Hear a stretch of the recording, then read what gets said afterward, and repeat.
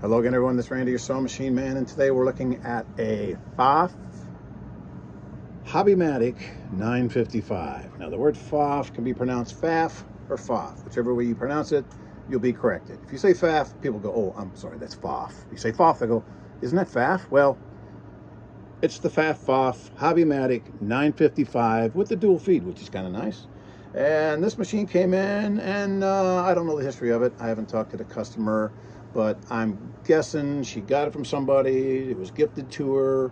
She got it online. She found it in a barn. I'm not being unkind here because I cleaned it up. It cleaned up real nice, but man, it was in tough shape when it came in. And I always give the barn reference when I find dirt daubers in the inside. Here's one I took out intact. You know, the mud daubers, dirt daubers, whatever you call them, wherever you're from. But there was about 10 of those in there, which means it'd been sitting someplace for a long time, and the flying insects had a condo thing going on in there. It was pretty nice. But now it's back to being a sewing machine, and you know, folks buy these from whatever source they get them. Sometimes you'll get them online and it'll say "it works!" exclamation point, which means they plugged it in, the light came on, and the motor made some noises. They don't say "sews beautifully" because it would be like this if they said "sews beautifully," and that's usually something else took place, like got it serviced A to Z. These come in pretty often. They're good little machines. I have a lot of customers that have them. If I'm scrolling through looking for machines for sale, I'll skip this one, not because it's not a good machine, but because I'm not going to have it shipped to me and have it all broken up because it's plastic. And this one's got a broken support over here on the right hand side for the handle, and I don't think that part's available, but it's not going to be a problem. It just keeps it from folding down without having to go through some gyrations. It's got a plastic bobbin winder. They don't break typically, but you have to be careful to get it in the notch when you wind the bobbin, or else it'll round it off. It's got the spool pin that goes up and down back here in the back, and sometimes those will be broken smooth off. You'll have to get an auxiliary spool holder for that.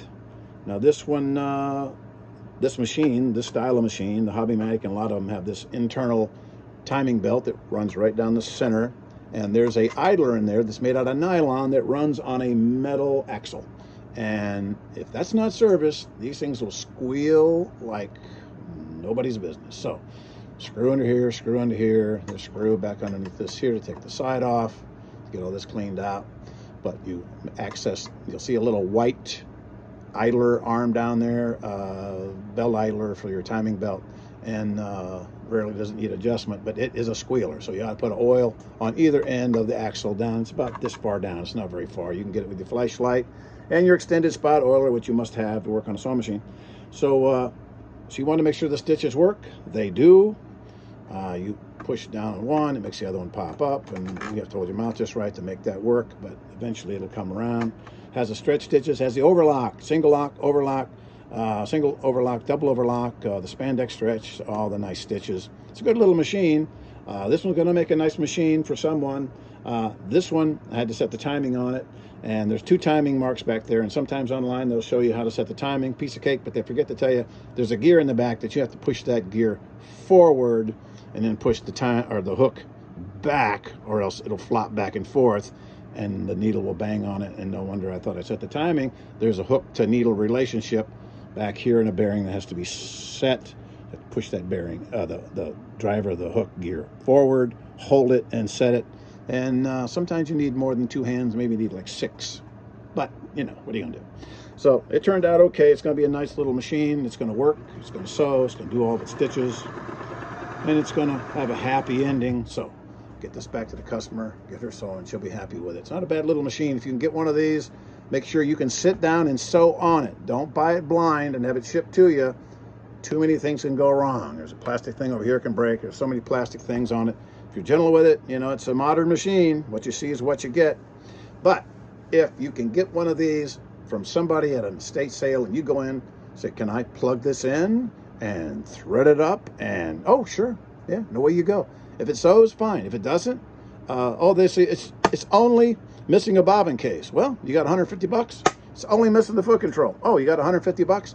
These bargains go away when there's only this missing or only that missing, and you find out, oh my gosh. So do your homework. You got your phone, you're at a estate sale, you get your phone out and you put in there Hobby Matic 955 bobbin case. It'll pop up $99 or $112. You know, okay. Hobby Matic 955 Pfaff foot control power cord. You put that in your phone, it'll pop up, 129 bucks, or something sometimes you don't want to see, it'll say no longer available. You got to go find a used one somewhere. Hope it works.